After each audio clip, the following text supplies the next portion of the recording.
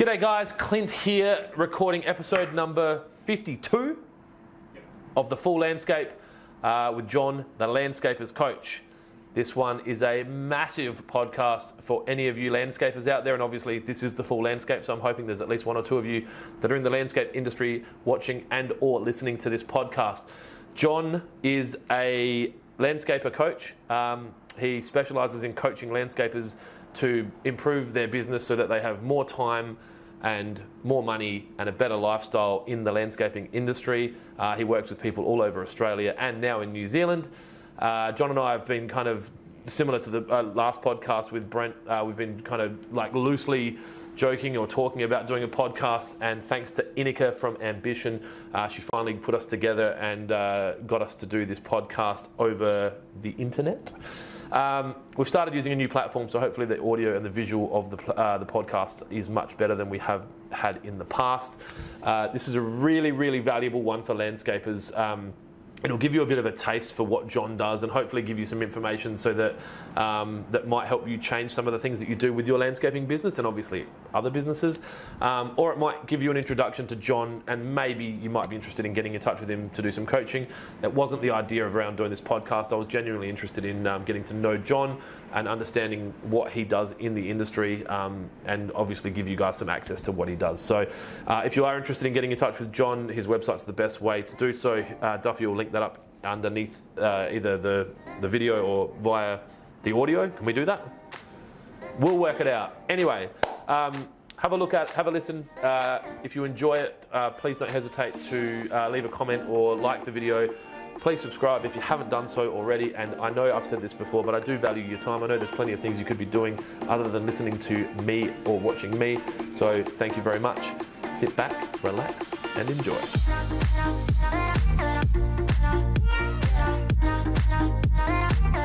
Thank you very much for joining me. I do appreciate it. I know you're probably quite busy. I'm assuming you're working remotely at the moment, or you're kind of out and about? Yep. So for everyone watching and listening to this, if you could just introduce yourself, name, business, what you do and what got you to where you are now. My name is John Corban. I'm the owner of Landscapers Coach. Started Landscapers Coach in 2010, but I was working with a landscaper back in 2008. So I say 2008.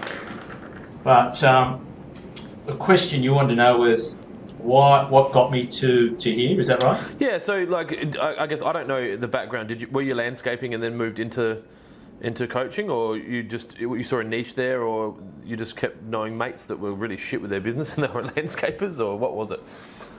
Yeah, absolutely. No, I was in a family business, and so I used to live in Wollongong, south of Sydney, and we had a hotel and clothing stores, and I was managing a clothing store. But I was learning from my parents, and over a number of years, about 5 years, I was running the entire store and doing all the marketing. We had a pretty big marketing budget. So I was on local TV and all that sort of stuff.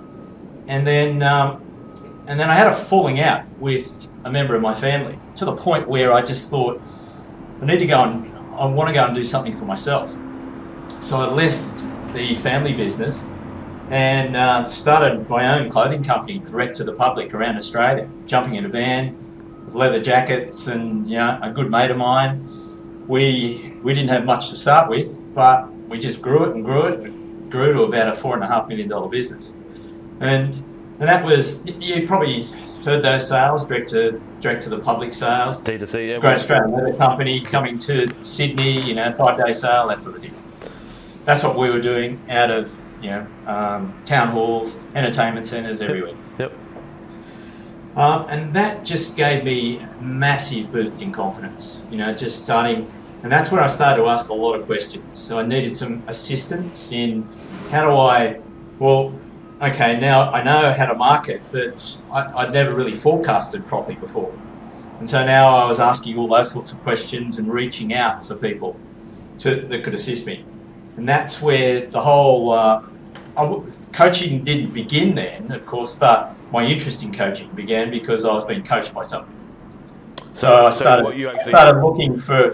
Sorry, you had like a coach that you actually had paid coaches at that point, or you'd engaged mentors? not at that point, but I did get assistance from various people, just for short periods of time. It wasn't until I sold out of that business that I got a paid coach on board. And when you sold out, did you had a partner? Was it your business and you just had a mate working with you, or was it you were in a partnership together? Yeah, one of my best mates. We started that together. Yeah.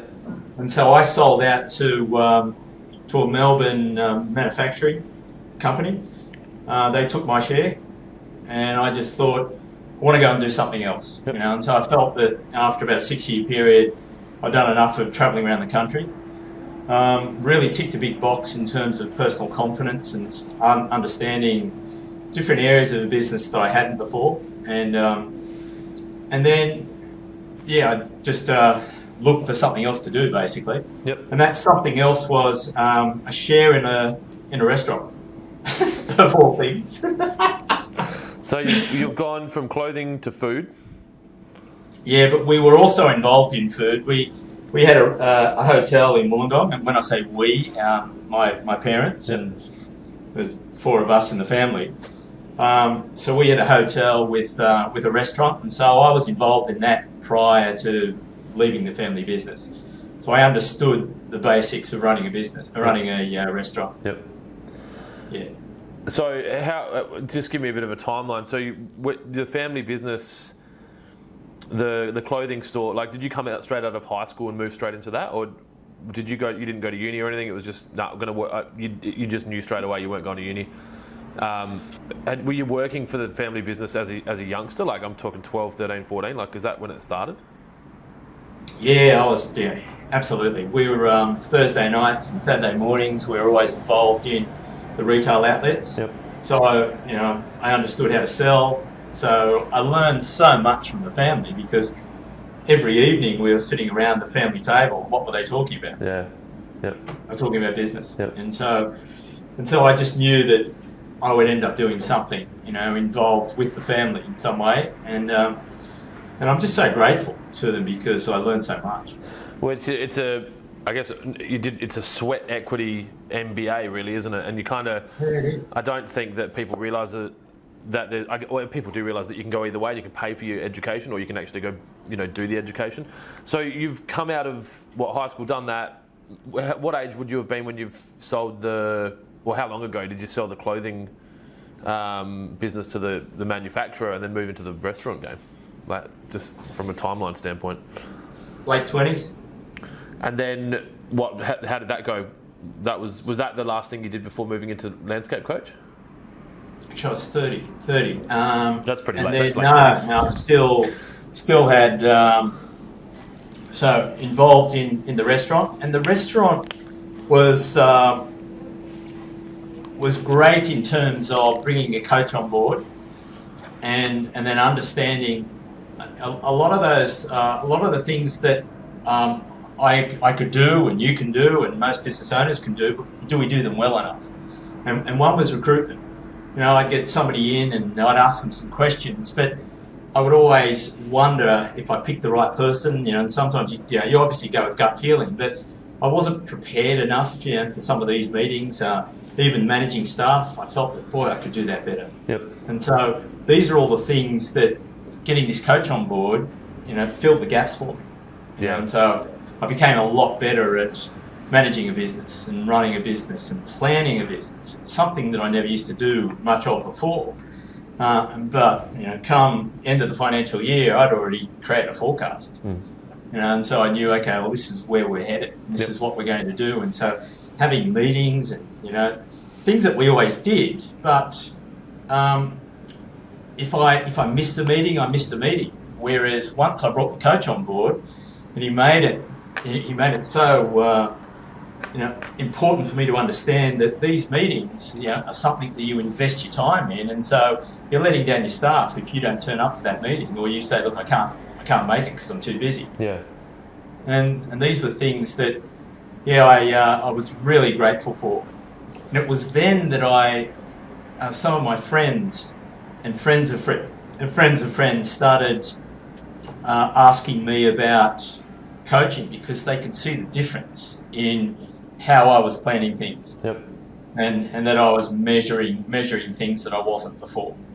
So were you, when you say friends and friends of friends, I guess I tend to network with other business owners because you've got that similar. Is that what you just hung out in a group of people that all kind of had different businesses, and so they saw a change in the way that you were, or the business itself? What were you growing pretty rapidly then? Like, I don't understand the restaurant game at all. Like, I'm assuming there's a point where it's fully grown and you can't grow it anymore. Is that fair? Yeah, you could keep growing, but I had no desire to keep growing that business. Yep.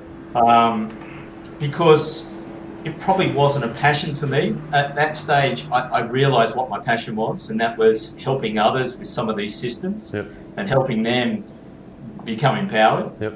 And so this was always in the back of my mind, but I just didn't know how to do it and how to go about it. And I thought eventually that would happen. Yep. I used to read, motivational books and stuff like that, Yep. just to keep me inspired. And so I was always looking to improve myself and improve the way I was doing things and feeling more empowered. And so it was just through friends that were sort of coming into the restaurant and just mates. They were saying, hey, look, can you help me out? Can you help me with my business and take a look at it? And I said, well, look, sure, I'll do it on a Saturday for you. Yeah. And we'll sit down and we'll just go through a little bit. And it was very casual initially. Yep. And then we realised things were really working well. And so that's when it became something I charged for. Yep. I'll have a lot of questions around that because it's a space that I'm interested in, but I don't think I'm there yet from being able to free up my time. I guess I'm at that stage now where people ring me and ask me questions, but I don't have formalised meetings. So if you go from you're running the restaurant, was the restaurant under management at that point? Like you didn't need to be there, like you had someone running it, or were you still contact hours and you had to be there for it to run? Yeah, well, my brother was managing it, and he was the one that had more passion for the restaurant game than I did. Yep.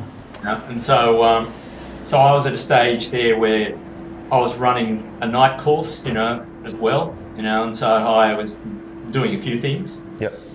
And the night course was just in, effective presentation skills and stuff like that. What, you were teaching that, or you were learning that? Yeah, I was teaching that. Yeah. And so that was just sort of something. I had a database, and they were coming along, and I was just hiring a space and teaching them. So this wasn't even through like a TAFE or you actually just set up and went like, this is webinar before webinar. Like you kind of just, all right, I'm going to teach you guys some stuff, and people come and learn.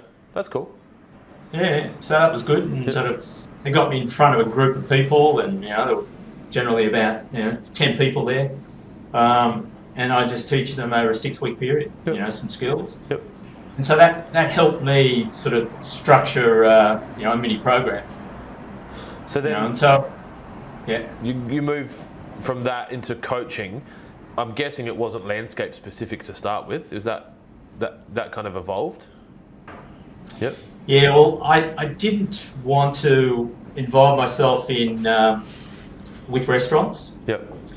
And I thought, okay, I have experience in retail clothing, obviously, and with retailers. But I just thought, well, all the fundamentals are pretty similar. Yep. When you're running a business. When it's you're managing staff and having meetings and understanding your numbers, profit and loss, all that's pretty similar. So I just thought, well, I'll just throw it open, as you suggested, it was. So I was working with about 20 industries. Wow. Yeah, it was. Yeah, there was a lot of industries that I was working with because somebody would call me and say, look, we've heard about you, John, through a friend.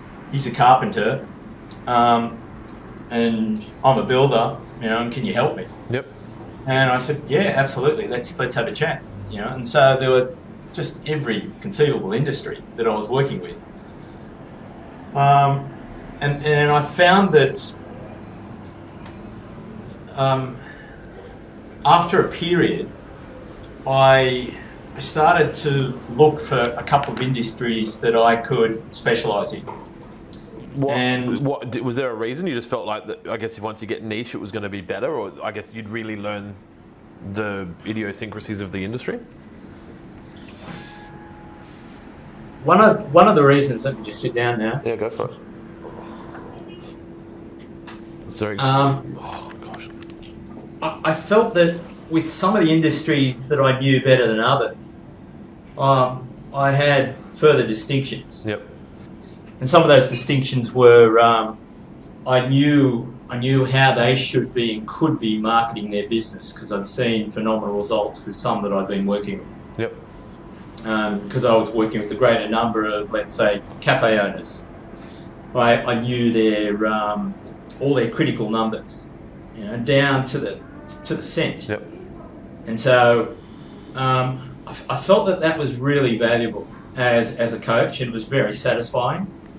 Plus, I could sit there and just know immediately the problems that they had Yep. or were experiencing, and knew a solution for them, and then could say, here's the plan that I feel as though we need Yep. to go forward and get the results that you're looking for in the next 12 months. And so it was just, I was more effective with those guys in those industries where I started to understand some of those distinctions. And because it was more satisfying, I was thinking, well, what industries could I be working with? And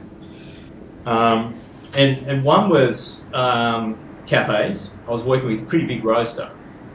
And he said to me, look, you can work with all my clients. He said, I've got over 500 around Australia. And so that was something that I started to do. But I felt that, no, cafes weren't, that wasn't the one that I really wanted to specialise with. Yep.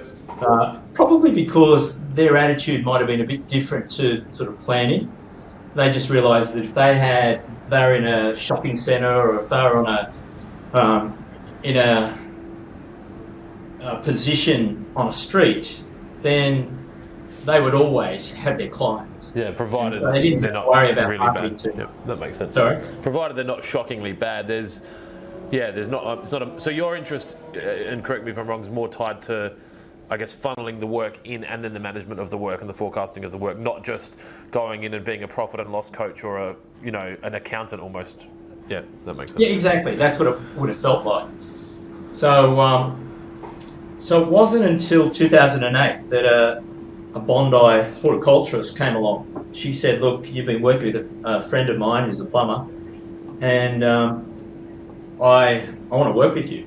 Is it possible? And I said, well, let's have a chat. And I hadn't worked with that industry before, so I met her at a place in Bondi, and we had a chat just about some of the areas that she was experiencing some difficulty in, and I had pretty much a solution for all of those, and said, yeah, we can work together. And so we worked together for about 2 years. Is that a... Sorry. And that's when it was probably just before 2010 that I started to think, yeah, this could be an industry I could work with.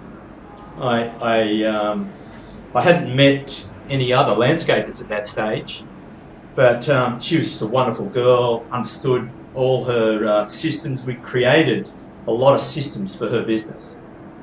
And so I had a mini program anyway. Yeah. So right down to quoting. And so then that's when I started looking at others in the industry. Have you had any concerns around, obviously there's, say for a search engine optimization company, if I'm working with them, they won't work with any other irrigation shops in the country and that kind of thing. How do you tackle that? Do you just, if a landscaper wants to deal with you, you will automatically take them on, or is there's a process of vetting whether or not the relationship's going to work? Obviously, you said you met with her to see if you could do it. So I think there's probably a two-sided question. I guess, do you take on anyone? And if not, how do you kind of handle the fact that you kind of might be dealing with competitors and you're coaching both of them? Yeah, absolutely. I won't take on anyone. I think initially I did tend to. Yeah, that's not uncommon, for that first 12 months. Yeah. I just thought, well, look, if I can just expose myself to as many horticulturists as possible and landscapers as possible, and then really understand this industry, then I'll be able to qualify. Yep. And I'd say it was within about a 12-month period that I started qualifying. Yep. And then realising my fees were different back then too. So most horticulturists could afford my fees. So that wasn't a qualifying process. Yep. But as I grew and as my skills grew, my effectiveness grew, your fees go up. And your confidence goes up with your skills. And then that also became a qualifying process as well. Yep. So automatically, if they can't afford you, they're not going to use you. And then I'm guessing after that, you'll meet with them, and if you just don't click, or it feels like they're going to be a pain in the ass. I guess there's probably other qualifiers, but you get a gist for it. I'm assuming your radar for that's got pretty good over the years.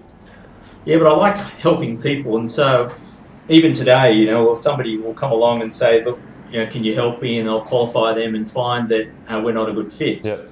And I'll say, okay, this is what I suggest you do. Yep. You do this, then do this, then do this, then do this. Yep. And then maybe in 12 months' time or 18 months' time, they can come back and see me. Or maybe I'm not the coach for them. Yeah, because it doesn't have to work, does it? Like, there's no law that says you have to work with anyone, and there's no law that says they have to choose you as a coach. Like, obviously, there's, I guess, barring a few very unique individuals on Earth, most people benefit from coaching, right? Like, you've got the Elon Musks of the world that just savant, unique, run 2 businesses at a time, 3 businesses at a time, but most people will benefit from coaching. But it's about finding that right fit, right? Yeah, for sure. Yeah. So with the, I guess if there's 2 landscapers that I guess are competitors, do you address that? Like, is that, or are you kind of, yeah? Because obviously, I don't know. Like, I know that there's probably definitely in Adelaide there's landscapers that don't want other landscapers. Like, there's some that are friends and some that aren't friends. How do you deal with that? Just on a case-by-case basis as they come in? Yeah, look, I won't mention names, but I had somebody in Sydney who said, look, if we take you on, this was back in 2010. Yep. If we take you on, we don't want anyone in our immediate area. Yep. So whatever that is, 5, 8Ks, 10Ks, whatever. Yep. Yeah, let's say 5Ks or thereabouts. And I agreed to it. Yep. I said fair enough. Yep. And we addressed and we spoke about it, and I just said, okay, that's fair enough. Yep. We'll do. I said, but beyond once our relationship finishes, I'll probably take somebody on in this area, and they said, yeah, that's fine. Yeah, so we had an agreement. That makes sense. So based on that, obviously, I'm interested to know, I guess, what your footprint looks like, and then, I mean, you're limited by how much time you can give to your clients. Like, I'm guessing there's a cap to how many people you can work with. Are you kind of like scaling your skills, or have you got people working underneath you, or is it just you? There's 2 of us. Yep. So a good friend of mine, he wanted to understand this industry and understand how to coach. Yep. And so he's been with me since 2017. Yep. So there's just the 2 of us. Yep. And I didn't have a desire to. This is a small industry, landscaping, and I didn't have a desire to scale and have 10 coaches. Yep. I just felt I enjoy coaching. I enjoy connecting with clients and helping them with their problems. And so they're free to call me as many times as they want during a day. Mm-hmm. So that's like a subscription model, basically. They're paying you a monthly retainer. So you've got monthly meetings. We'll talk about that after. But yeah, so you've got a regular meeting rhythm, but then also, like, if they need you, you're their wingman. You're there. Absolutely. Yep. And they require that. Sometimes they just want to use me as a sounding board. Yep. Sometimes just jump on the phone and say, hey, look, I've got this issue, I have this problem. I just want to talk about it. Yep. And I won't necessarily give them an answer. I will ask them what they would do. Yep. Well, that's I've seen. I mean, I've had coaches on and off, and that's generally. I remember we'd leave a meeting. I'd have my general manager with me, and he'd be like, "He didn't say anything." I'll be like, "That's his job. His job's to get you to work out the answer, not to give you the answer." So it's like a psychologist almost. I always do give them an answer, but it could be I agree, or no, I disagree. Yep. So I do give them an answer, but I'll ask them for their answer first. Yep. Because I want them thinking strategically about that answer and believing in themselves that they have this answer anyway. Yep. But I think it's really useful, to have somebody that you can talk to. Yep. Like your silent partner, and that's what a lot of guys have called me. Well, there's there's a lot of sole traders out there, isn't there? Or I guess single directors, sole directors. And I've found this. I had a partnership, and I don't have a partnership now. And then when you're not in a partnership, you don't generally have that other person just to go, "What do you think?" And someone that actually gets it. And I think that's great that they have that. I've kind of got that relationship with my accountant. Like, there's no clock on it. Like we've got a subscription model as well, but I can ring him whenever I need to, and I think you'll find that having that access means you don't need to. Like, it's almost like it's a security blanket in a way. So what are you? I guess, are you in every state? Like, obviously with the COVID's almost highlighted to the world that you can operate a business from anywhere. Well, there's two questions there. Are you in a lot of states, and has that increased because of COVID? Yeah, I'm in 4 states. Yep. And New Zealand. So 2 countries. The only state that I'm not in currently is WA. Yep. And then what was the other question about? Has it increased? Well, yeah. So COVID. I'm interested to see how COVID-19's impacted your business, because obviously I'm very aware of how COVID-19's affected landscaping, and obviously I think. When things become really good or really bad, that's when people might go looking for a coach for different reasons. And then obviously the increased use of things like Zoom and Skype and then online platforms has made your non-traveling coaching feel like it's actually a tangible thing. I think for a lot of people, like, Zoom coaching felt like, well, I'm not paying full price for that. Like, I want them with me. Whereas I think people are now like, no, that's part of life. Like, that's fine. Like, has it changed? I was on Skype prior to COVID. Yep. And then seeing clients in Sydney, going out and driving and seeing them and being in their office, and so I was doing a bit of both. Yep. And then when COVID hit, jumped on Zoom like most of the planet straight away. And we went, wow, this is a great platform. So I've been on Zoom since, and so in a lot of ways it's made it more efficient, more effective. Yep. I believe, just to being able to chat with people the way we are. Yep. In April, May last year, 50% of my clients put the agreement on hold. Yeah. Okay. So that totally understood, because so I was researching that time. As soon as COVID hit, I remember it being March, April. Like, it was just like, oh my God, what's going to happen? Okay. So 50%. Yeah, it was April, May for me. Yep. And I was just, I totally understood, because we didn't know what was happening. Yeah. And so I was just writing articles and trying to pacify everyone and trying to come up with solutions in terms of how we'll get through this, and trying to understand what it was that we were dealing with. And then by the end of May, all those clients started coming back and saying, "Hey, look, we're ready again." It's funny how quickly that happened, isn't it? Like, we found a similar thing here. The guys that you deal with, I don't know actually who you deal with, but the high-end residentials here, the $200,000 to $400,000 contract kind of guys, 50% of their clients just went, stop, like, cancel the job. And then no shit, 2 months later or 3 months later, like you kind of said, they're like, it's all back. And I'm like, and that has to be JobKeeper and JobSeeker. The way the federal government handled the support packages early, it just kept, everyone was like, oh, okay, we're going to be all right, just finish my backyard. But do you think that's what got them back? Like, I guess the consumer confidence was renewed thanks to the federal government? Yeah, absolutely. Yeah, and it really assisted a lot of businesses, and so they had bumper years last year, the end of the financial year last year, and then the beginning of this financial year. Yep. It's been really brisk. And of course, what's happened to the industry, and homeowners, they're all at home and still are. And so what are they investing in? They're investing in their homes. And so, you're okay there? It's all sort of frozen? It just dropped out for a sec, but it's all right. I caught the last bit of what you said. Okay. The good thing about this platform is that if it does cut out, it still records it locally and uploads it, so it'll still be really clean. Okay. So bumper year. We had the same thing here. Like, landscapers, I mean, we had a bad winter. The last 2 months have been really bad. July, August, these 2 months have been really wet, so our clients haven't been able to get on site. So as much as the work's there at the moment, they've only really had 50% productivity. So we hurt a lot last month, more than this month, but this month as well. I'm not sure if you're seeing that. Obviously, you've got a really good kind of 50,000 foot view of the whole industry across the whole eastern seaboard down to. Have you got clients in SA? Yeah. Yeah. So you've got a full understanding. So I don't know if the other states were as bad, but it was like, it's beautiful today, and I'm very much expecting that this is, I think we've got a bit of rain in a week, but the season has definitely kicked. Like, it's, the same as every year. Everyone wants their landscaping done by Christmas. I think I'm going to be one of those people, actually. So I need to get my front yard done.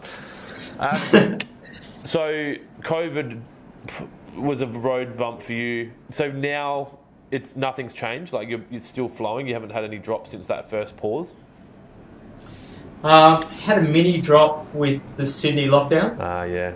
Yep. With a few clients on hold. Yeah. Some of them are still on hold. Yeah. And they're coming back in September. Yeah.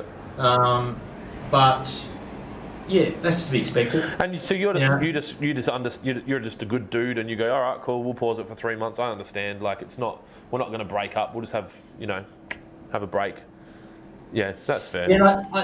I've realised too that, and I learned my lesson from taking on a marketing coach back in 2018, and I was locked in for a 12-month period. Yeah. So it cost me 18,000, and I didn't utilise it because I realised after about 2 months that this wasn't the program for me, and so I just thought, well, I wouldn't do that to my clients going forward. Yeah. But I had previously. Yep. I used to lock clients in for a 12-month period. Yep. And so I stopped. I just thought, I don't want my clients experiencing that. If they want to move on from me, I want to let them. So I just felt that the way I coach now is just a month-by-month basis. I think that's the most beautiful way to do it, and I think that the world we live in now, I mean, you'll see it in subscription models on every software. If you want to leave, and then the burden of quality is back on the you of the world or the software. Absolutely. So if you're doing a good job, they ain't leaving, and I think it's probably good feedback for you, because as soon as someone does go, all right, I need to cancel, you can go, okay, let's address this. Like, is it because the service or the quality or or if there was a misalignment of expectations, or have you graduated? It probably takes me to the next question. Are you actively working to get these guys out of your hands? Like, you want, all right, we've got 2 to 3 years, we're going to teach you how to run your business, and then you're not going to need me anymore? Or is it there's always going to be learnings? Look, there always will be learning, but not for everyone. Not everybody will require that. They may get to a stage where after 18 months, 2 years, maybe 12 months, they will say, hey, look, I think I've learned enough now, and I just need a break from hearing your voice. And so, and look, I don't blame them, and so I leave that to them totally, and sometimes I feel it's disappointing because I just feel, we're probably 6 months short. Yeah. We still haven't worked with this system and this system enough, and I feel like, it's a shame. And sometimes I'll try and suggest to somebody that, hey, we just need to work on these 2 systems, and then how about you leave then, Get this right. If they're ready, they're ready, and if they want to go, they've got to go. Yep. So I totally get that. I've been the same, with my coach, and he taught me a big lesson. He got really upset when I left him after 4 years. Yep. 4 years is a long time to be with a coach. I think I left my coach around the same number, and I was like, I'm done. I think I could do this now. And it was a really nervous conversation for me. I felt uncomfortable saying I don't want to do it anymore, but yeah. Yeah, absolutely. Yeah. It was nervous for me too, and I just thought, he's not going to like this, but I had to let him know. Yep. And he tried to talk me out of it. I said, well, look, 4 years, I just need a break from this now. Yeah. Maybe I'll come back in another year, but give me a year off, yep, just to work with some of these systems. Yep. I really felt like I needed a year. Yep. And he stopped talking to me. Yeah, that's silly. Yeah, it was, and I just thought it's childish, and I thought, well, wow. I wouldn't. It was a good lesson for me anyway. It reinforces that you've made the right decision. Any coach, absolutely, a person that's in a personal development or any kind of growth space that then has the short-sightedness of not talking to you, it's just silly, especially if they're a coach that you could have referred. Like how many clients? I mean, you know thousands of people that could benefit from coaching now, I'm guessing. Anyway, so you've obviously dealt with a lot of landscapers. Is it landscaping strictly now? Like if a builder came to you and said, I want to be a client, are you like, sorry mate, you got to do lawns, otherwise I'm not interested? Like, or is it that niche? I still coach a few guys in different industries. Yep. Always have. Yep. Purely because they will refer my services to some of their mates, and so that's how that happens. Yep. So I still do that, but I'm not actively looking for other industries. Yep. And such. So the one I'm advertising is Landscapers Coach, and that's the only one you'll see with my name to it. Yep. Even Corban Business Coaching, which was the previous business, I shut down the website. Yep. I just didn't want to attract too many others from other industries. But if somebody came along and they qualified and we seemed like a good fit for one another, I would work with them. Okay, that makes sense. I've got a lot of questions, and most of them have come up since we've been talking. Do you do short courses? I know that when you've been in South Australia, you've done 1 day, 2 day, I guess, introduction to you plus good overarching understanding of things like the basics. Is that a regular thing, or are you generally like you can't get it all done in 2 days, and it's really ideal that people move into coaching, and that's kind of a gateway drug to that? Or what do your products look like? So it's a 1 day event. Yep. And we go through the 7 fundamentals. Yep. And some of the areas that I feel as though are pretty critical. And obviously critical numbers, your critical percentages would be one of the first things I teach. Yep. And then quoting and tracking and project management. So they're some of the key topics. Obviously, managing staff and recruitment and sales and marketing. So we can go through and I can teach some the fundamentals in each of those areas over a 7-hour period. Yep. And that's enough to get them. That's enough. They've got their forklift license almost. Like they're good to go, but they're not. Yeah, there's a lot more you could dive into on each of those pillars. You could. Yep. It could be a 5-day period, but nobody'd want to sit there for 5 days, and so I think that's enough. They can walk away and take something and apply that to their business. Yep. Plus, it's a great introduction to who I am and what I coach and what I offer. Well, you'll get a good feel for them. They'll get a good feel for you. Makes sense. Are you doing that via webinar now, or is that like are you just going to wait to travel, and when you can travel again, you'll do them in other states, or how's it looking? I prefer to do it in person, but because we find it's too hard to do via webinar. Yep. It would only be a 1 hour event. Yep. And 1 or 2 topics. Yep. So we can generally do 2 topics in a 1 hour period. So we've done a couple of those. We did one for South Australia, one for Sydney. Yep. But I'm hoping that early next year we could travel again. March, mate. Fingers crossed. Ready to go. Look, honestly, I've done 3 podcasts in the last 5 days, I think, and every time we've talked about, because obviously, and massive shout out to Inika for introducing us as well as all my other podcasts in the last week. She's been an absolute legend. They're all in New South Wales or Victoria, and the conversation's been like when we can travel again. And I've kind of said this so many times, people will be sick of it when they see it. But I think that come like early next year with federal election looming, there's no way we're not going to be. I think we'll be full borders open for December, but that's probably me almost like kind of trying to will it. And I figure if I say it enough to enough people that the federal government will almost force the state governments to just go, you have to open your borders regardless of what's going on, because consumer confidence is down. I want people seeing their families for Christmas, and we need to just live with it because we've had the vaccination rates and we're all there. But I don't know if that's just me being optimistic, but I think that feels about right. But yeah. Yeah, look, hopefully. but early next year, Yep. I would think, by February, Yep. we should be travelling again, across the border anyway. Yeah.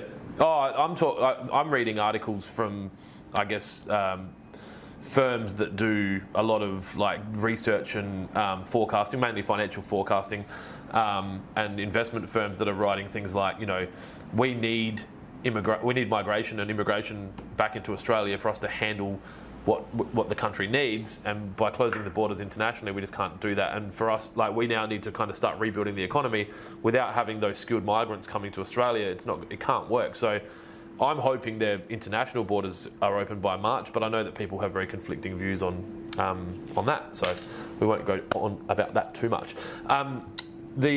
I want to kind of try and bring as much value to the landscape community as I can. So I'm going to ask you a few questions around landscaping, and obviously if any of it's proprietary or too confidential, don't answer it. But the first question, if you were to operate a business, if you were to open a landscape construction business anywhere in Australia and your main focus was profit, would there be a state that stands out over other states? And your main focus was what? Was making money, was profit. Not lifestyle, not happiness, just making money. Is there any state stronger than any other state, or it's all much of a muchness?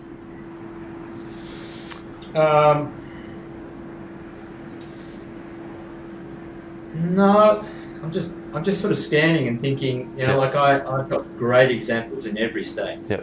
So it's about the business, not the microclimate of the economy. Okay. It's definitely not the state, not the city. Yep. What about if your focus was happiness? Do any of your states seem happier than the other states?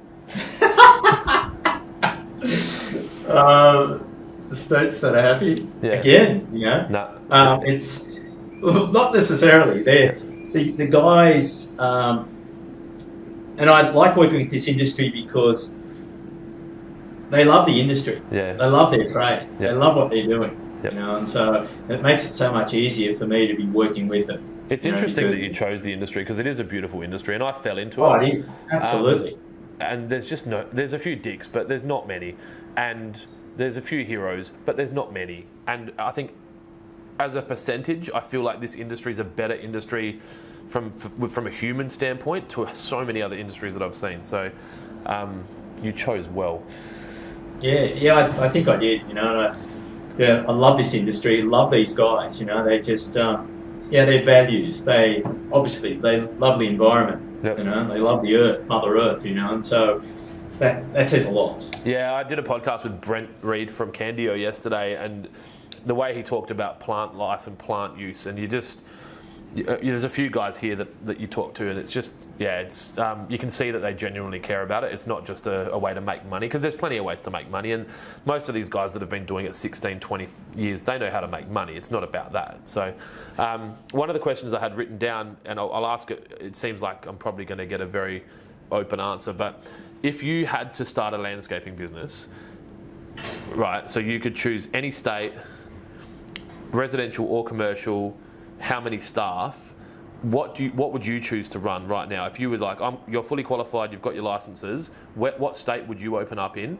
Would you do residential or commercial, or a combination of both? And what size crew do you think you'd run for you to be happy?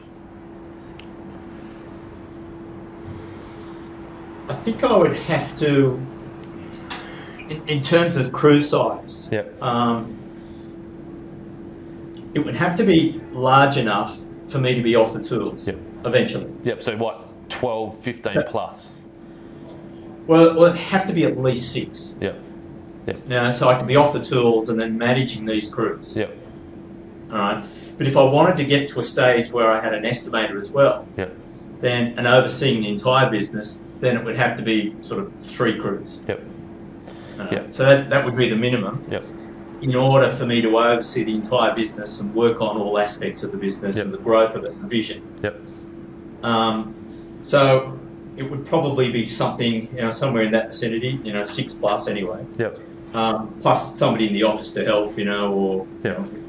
or you outsource bookkeeping. But there'd be at least 8 of us involved Yep. in the business. Yep.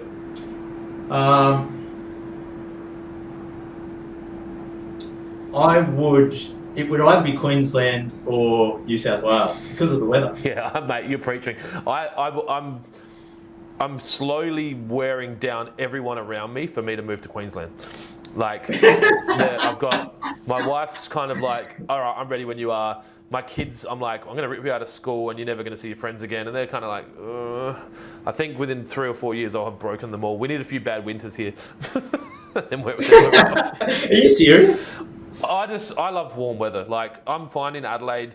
Honestly, if our kids' education was not of consequence to me, we'd move to Queensland. We'd fly out June 30. We'd finish the financial year. I'd spend July and August in Queensland, in Cairns probably.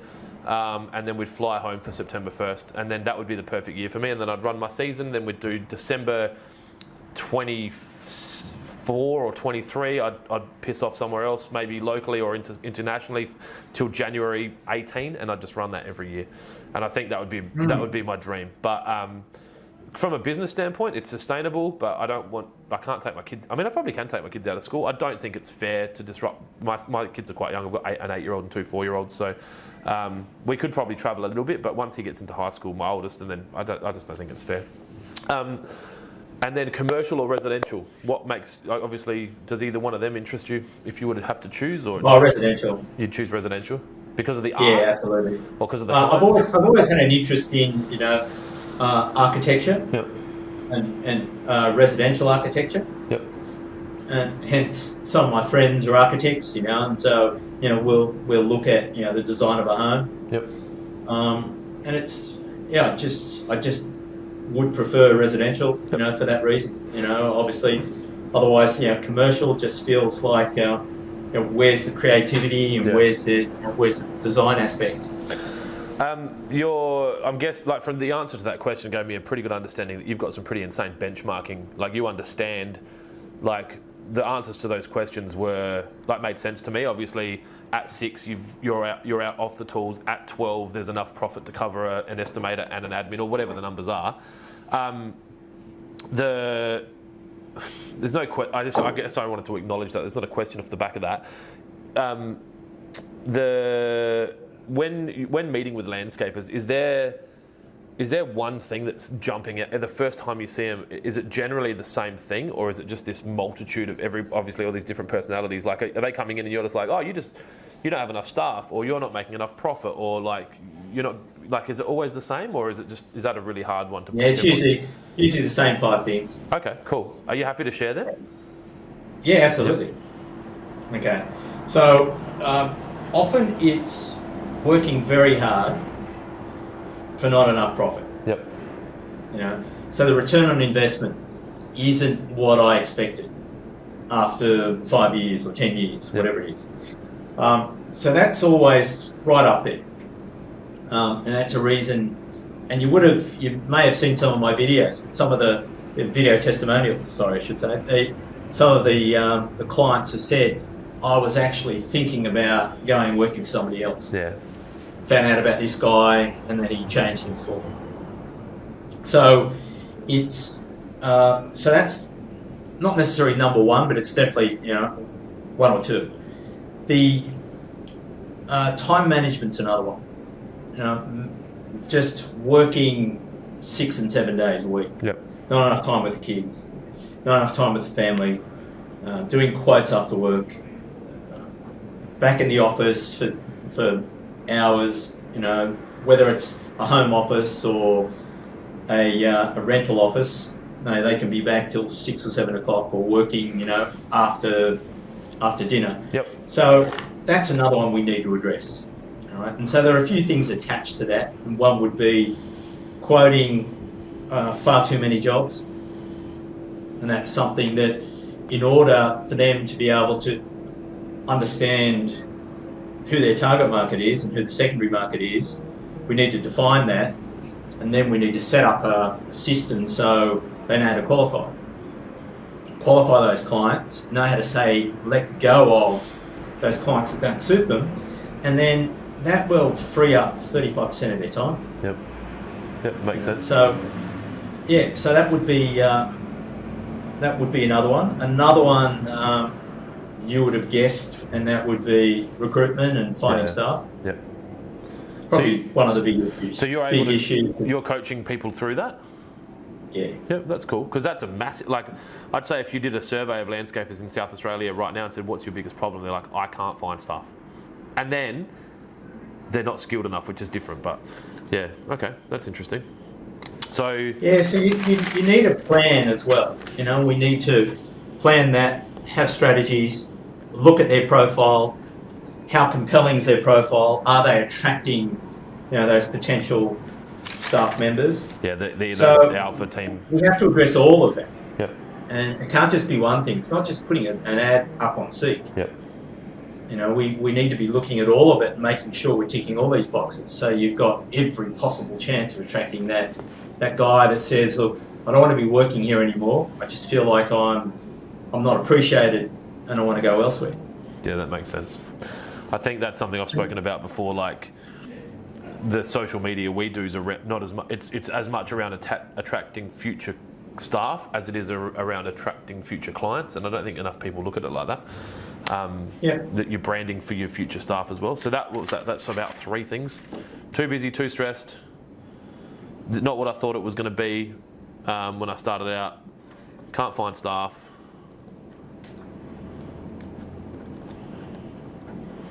Is there another 2?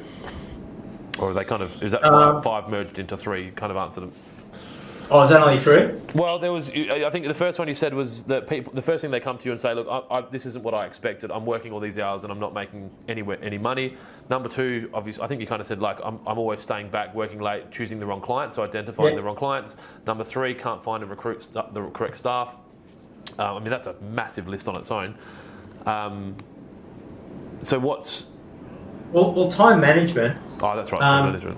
Yeah, time management was another one there, and that was this to-do list that everyone has when they're running a business, because they're now no longer just working as a site supervisor, you know, or working as a landscaper for somebody else, you know, and that can go home and then just switch off. Yep. They've got all these different caps that they've got on. Yep. You know, so they're doing marketing, they're doing sales, they're quoting, project management, you know, working on the tools. You know, so there's 6 or 7 different things that they're doing. So you can imagine their to-do list, and that's the one that really stresses them. Yep. I think honestly, I agree with that. Like, sorry to cut you off. That I think most of my team, if they go home and they've finished everything that was on their list, there's no stress or anxiety. And the problem is they control that list. So yeah. So that's another big one. And so we addressed that one pretty much in that first meeting, and that needs to be addressed. And then I think having a clear plan is really important. You know, a clear vision is really important. You know, where do you want to be in 3 years' time, 5 years' time? Yep.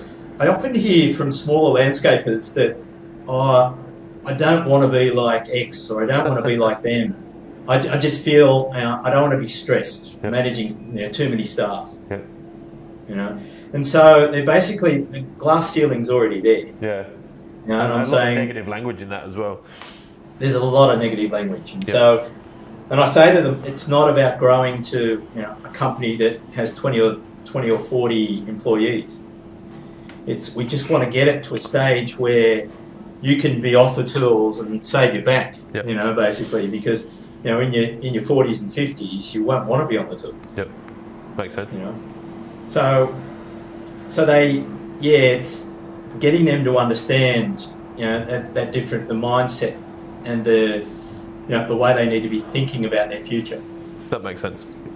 So what's the meeting regularity? Do you do a bit of an accelerated catch up in the initial stages and then kind of coast it out a bit, or do you have a long first session and then work out a monthly plan from that? Yeah, we have a planning session, and in that planning session, it's usually about 2 to 2.5 hours, where I get a really good understanding of their business.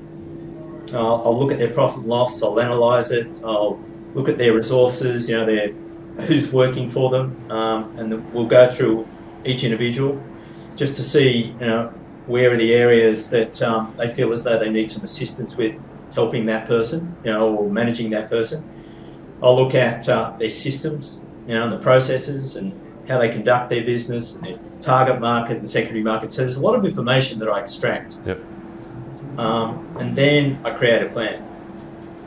And then I leave them to decide whether they want to use me or not. No shit. Okay, so that's so you pay for the first meeting. That's it. You don't have to do anything after that. Okay, cool. And then you can don't have to do anything after that. You can take everything and all the information that I've given you. Yep. Take that as a consultancy session you paid for. That's fine. Yep. And walk away and apply it yourself. Yep. I like that. That's really good because you've left it up to the quality of that. If the plan's beautiful anyway, they can go do it. But most people are very good at. I mean, every piece of information you need to know to do anything in the world is on the internet now, but no one does it, and that's where the coaching comes in, obviously, because they need someone there to keep them accountable and to, I guess, answer those questions and to corral them back onto the right path and to help them access the right software or the right marketing or the right whatever. So, I'm guessing you're getting close to 100% from that. Most of them move into coaching.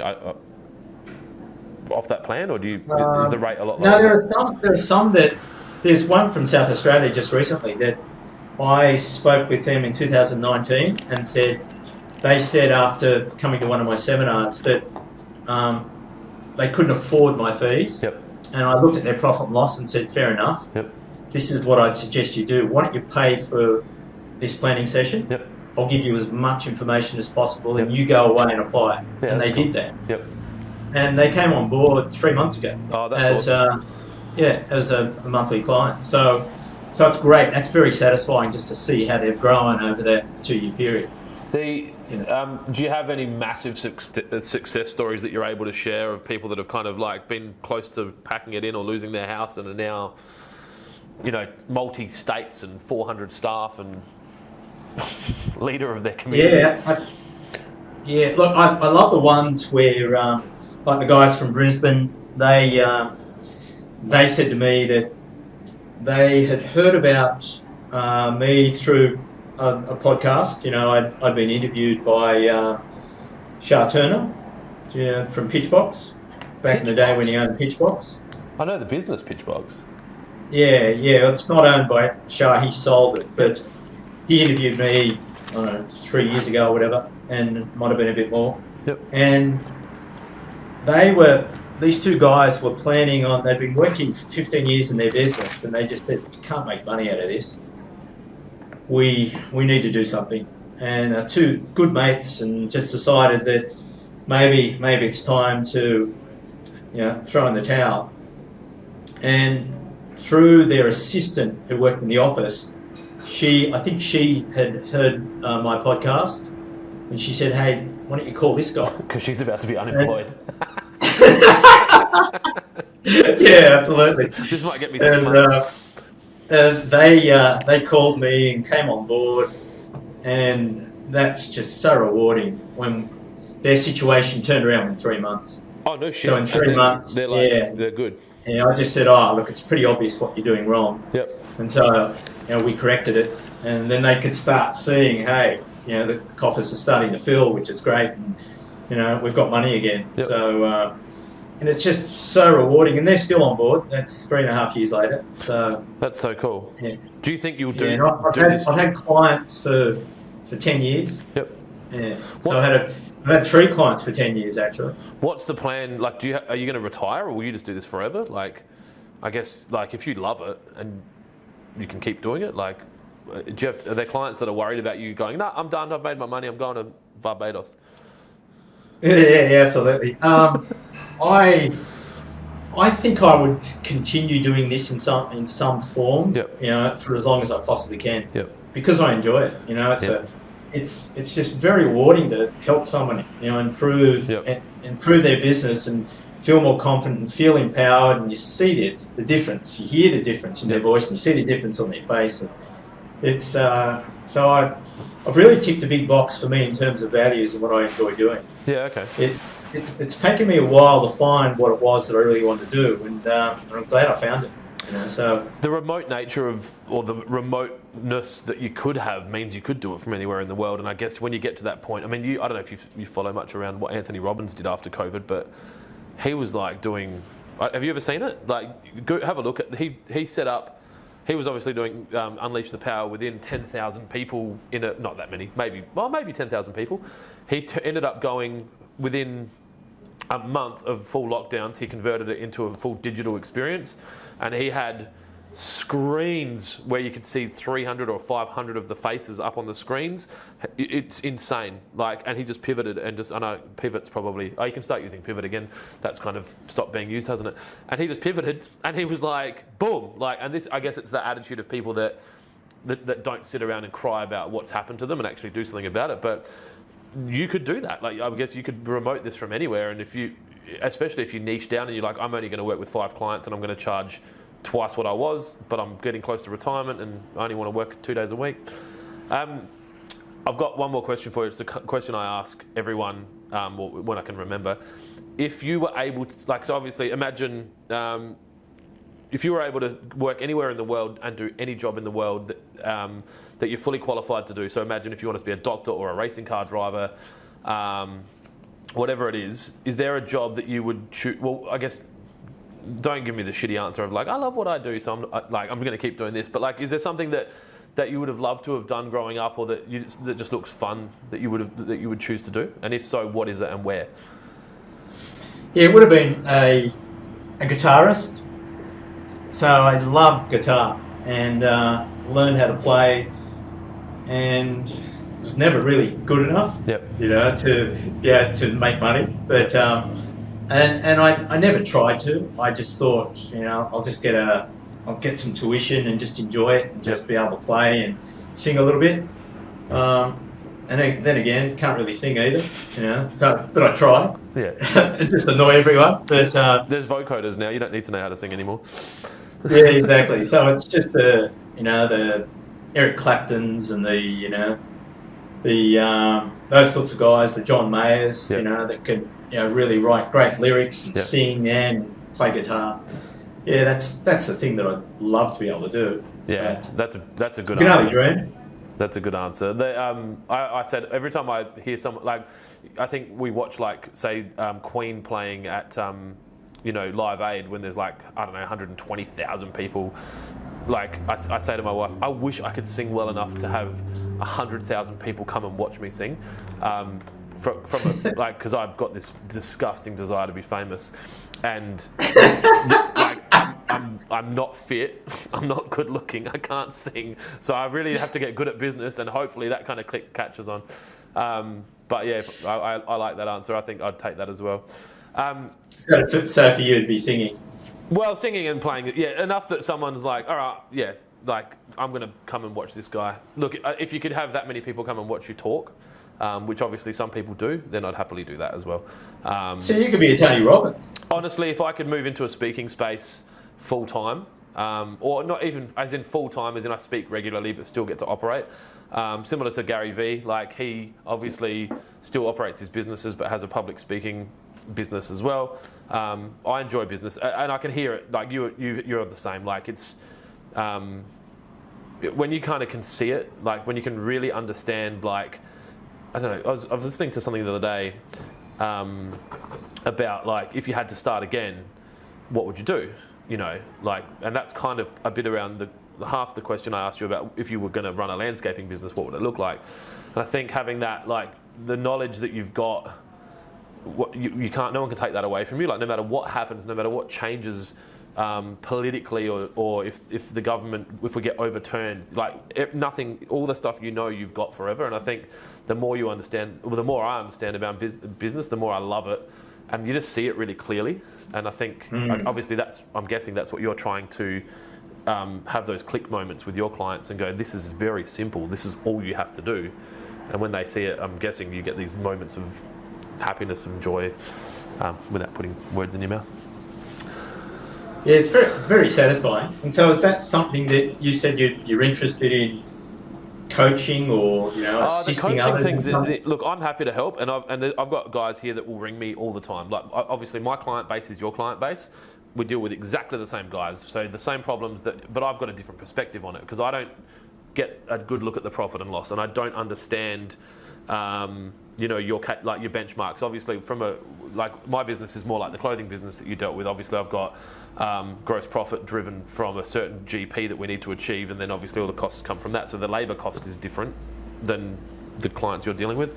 But I still talk to them and answer the questions. I think I'd struggle from a planning and commitment standpoint. Like, I'm not good at sitting down and making sure I'm at a meeting and then doing follow-up notes. Like, I'm shocking. I don't even do email. I've got an assistant now who does all my email for me because I've got such a butterfly kind of chasing brain where I'm just like, I'm gone. So I'm more inclined to be able to answer, like if someone wants to sit down and shoot the shit with me for half an hour, and I'll answer all the questions. I just can't do any follow-up. So I think speaking for me is probably, or delivering, I've got actually my first public speaking thing coming up in November. I've been asked to speak at Freedom Fest, which is here in South Australia. A good friend of mine, Jodie's got that. I think I'm the only male speaker, actually. It's very heavily, her community is very much empowering women to get to the point where they can work whatever hours they want and kind of get that six-figure income, travel, be home for school holidays, whatever it is, whatever's their desire. So I'm looking forward to doing that. And I think if I do a bit of that, almost like a bit of a masterclass / public speaking, that's good with me because then I can just leave. And I don't have to do any follow-up, and I can go back to running my businesses. So, but I don't think I could do that on its own. I like the idea of running the businesses and trying to grow my companies as big as I can. So, yeah, I hope that answers. So you'll be in South Australia for a little while. So you won't be in Queensland. You're not moving to Queensland in the next 3 years, 3 to 5 years. Look, my businesses are pretty much running under management now. Like the general manager of my group is an absolute gun, and I've got, like, similar to your client connect, like I've got staff that have been with me 10 years. Waterpro is only 12 years old, and the first person I ever hired is now managing one of our locations. So I could stop contact with the business for 2 or 3 months now and nothing would fall down. Matt's got a good understanding of the strategic plan and the budgets for the next financial year. It would just be a bit around setting him up to the next level. So I could go to Queensland. I don't think it would be a problem. We're looking at Victoria at the moment. I think once COVID's definitely not going to restrict us from operating, I'll start looking at acquisitions again. Okay, so you're expanding. My goal is to turn over $100 million.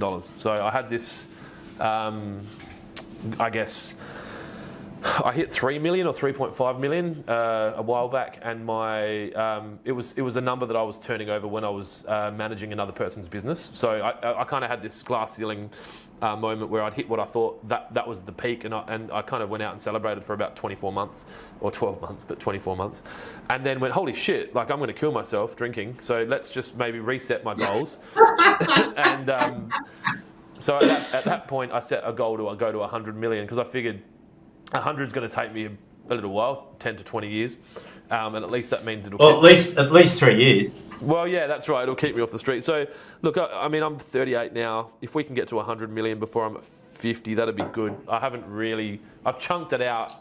Yeah, I hope you can hear me. Yeah, I can hear you. You said this it's keeps just paused operating the anyway. image, but that's fine. Anyway, the gist of it is, the end of the story goes that I'm trying to get to $100 million. The whole idea was that if I set a really high level goal, it would keep me on track. We're at 11. We did 11 and some change last year. Part of the growth strategy is acquisition. Obviously, I think that in South Australia, we've kind of reached the cap of the market that's profitable enough for us to be interested in. There's more work here, but it's all commercial bullshit, and it's like, you have to basically kind of crawl around on your hands and knees for 3%, and I'm just not interested in doing that anymore. I have done it for a long time. So the strategy is acquisition, of trying to locate businesses that are like-minded owners that are in a retirement phase. There's a lot of them. There's a lot of 60, 55, 60-year-old husband and wife teams that have owned, $2 to $5 million locations in, the heart of either New South Wales or Victoria or wherever they are. They've got an employee base that are similar to my employee base, so they expect similar things from their directors. I'm hoping that they'll see the value in selling to me at market or below market if it's me competing with a multinational for the same piece of the pie, and them going, okay, this guy's actually a leader that will look after our team, because that's the values that I'd have. I'd rather sell for 10% less and know that the new director is going to actually treat my staff with care and respect like I think I do. And then just do that in all the states. If we can't acquire, we'll open. And then Waterpro will be a 30, 40 location national brand. Then I don't know. Then I've done it. Then I'll go on a bender for 24 months. Yeah, absolutely. That's fantastic. What a goal. Yeah. So nice vision to have. Keeps me off the street at the moment. Well, it literally, like I'm so busy I can't do anything stupid. So I was here at 6 this morning. Me and my wife, my wife works for the business, and obviously she's got the full-time job of caring for her 4 kids, me being one of them, and then working as well. And so this morning, last night, we're strategizing because we're both trying to exercise regularly as well. So we're strategizing about. I got up at 5 to get here for 6. Because I've got a direct-to-consumer fertiliser business that we're running that's gone out of control because spring's sprung. So I'm manufacturing fertiliser this morning, getting ready for podcasts, trying to manage Waterpro, like some of my stuff, and then I've got an interview here at 4:20, a job interview with a guy that we're hoping to hire for that. I've got to make sure I get home in time for her to go to her PT session, and then I'll start working again online tonight. So there's no chance of me going out and getting drunk at the footy and just being an idiot because I just don't have time. So the goals work. And do you work Saturdays as well? Yeah, traditionally I would work Saturday morning 8 till 4. So we've got the location I'm filming at now is in Dry Creek. It's a new location. It doesn't have much of a retail presence. We opened it in April, so we haven't had a season yet. But my 8-year-old son's playing basketball now, and he wanted me to be at basketball, so I don't work Saturdays now. I haven't done a Saturday for a month. I'll work whenever I need to. Tuesday, my son has training, so I picked up all my kids from kindy and school at 3, spend the afternoon with them, go to training. Now that's the great thing, and I'm preaching when I talk to you about it, but I've got that flexibility to do whatever I want whenever I want. I make sure that the communication with my wife's as good as it can be. I'm not great at it, and then just make sure that that if I need to take my kids, I had an orthodontist appointment yesterday, and then I'll go back to work later, and I just try to make it work as best as I can. I don't get too hung up on, I guess, the societal's expected norms. I just do what's right for us and our family. And the kids are getting. I've got twins who are 4, and that's going to, once they get into school and start playing sport, then I think my time's going to become even more pressed. But Sundays are pretty sacred. You've got the structure there. You've got guys sort of managing the business for you, so you can go and just work on this expansion process. Yeah, well, one of the businesses, Railways, I acquired that 2 years ago, and that was being run under management and owned by someone. I bought it off them, and the management structure stayed the same. I probably haven't been there for a month, and that's operating under management. So I've got my general manager below me, and then there's the management of that business below him. And so I feel guilty at times because I feel like I need to go down there and just kind of say, hey guys, you're doing a great job, and I love you, and I'm sorry I'm not here. But they've done, they'll do nearly 400 grand this month. When I bought it, it was averaging 280. They're making profit. I don't need to go there. So why get caught up on that? So and that's, I think sometimes they're better off without me there because ultimately anything I touch bottlenecks. You can do it through this anyway. Yeah, phone right. or we use WhatsApp quite aggressively. I've got WhatsApp groups for every management team. My media, I've got a 3-person media team. I've got them in the WhatsApps. I do it because I send audios. I don't want to sit there and text, so I just bounce audios around. But what I was about to say, anything I touch, I bottleneck, and it breaks. So the less I can be involved in, the better, because they know I break. They're like, because I'll keep changing it until I think it's right. Whereas they've got it working. Just if I stay out of it, everything's beautiful. Yeah, Clint, just leave it. That's what they say. I just got a Snapchat from one of my guys because before the podcast I made a coffee. I left the milk in the jug. I left the coffee grounds in the thing. No one else does that. They know it's me, and so it's like, don't even make the coffee, dude. We'll make you the coffee. Go do your podcast. Anyway. Enough about me. I really appreciate you making the time to do this. I hope it's brought some value for the people that are going to watch and listen to it. I hope you enjoyed it, and I hope you maybe get some work out of it. I know that's not why you did it. I think if we can help some people make some changes around the way they view things, then that's great. If people are looking to get in touch with you, is your website your most desirable kind of, or the best way for them to find stuff about you, or is there a social media area? Just go to the contact page. Yep. And they'll see my mobile number, or there's an email address there. They can get in touch with me that way. Awesome. Thank you. I also really appreciate it. So very happy to sort of give you this time. All right. I know we've been talking about this for a while, so Yeah. it's good that we've done it. Well, yeah, yesterday when I spoke with Brent Reed, we planned to do the pod. We met in 2019 at MIFCUS and have kind of like loosely threatened a podcast for 2.5 years. So I think the lockdowns like made me go, hang on a sec. There's going to be people that are generally poor that might have a bit more time now. So thanks to Inika as well. She's probably going to watch this. So yeah, it's good for her to kind of like formalise the podcast and get it happening. We'll link all your information up in the podcast. Anyone wants to get in touch, they can. So thank you. Yeah, my pleasure. Thank you.